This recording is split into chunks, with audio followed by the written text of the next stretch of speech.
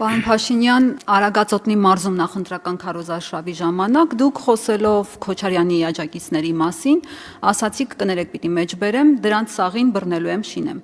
Անկեղծ ասած, զուտ բառապաշարի առումով կարող եմ մոռացած լինել, բայց ես տենց բան եմ ասել, չէ, զուտ իմաստա գուցե կարելի է ինչ-որ ասած մեկնաբանել այդպես, բայց ես տենց բառապաշար օգտագործել եմ, հա հենց այդ բառերով,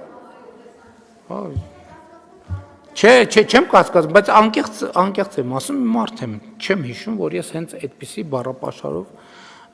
ասել եմ։ Այսօր առավոտյան վարչապետ Փաշինյանի բառապաշարը նոր բարձունքներ է գրավել ու ալեկոծել հայ հանրությանը։ Հա,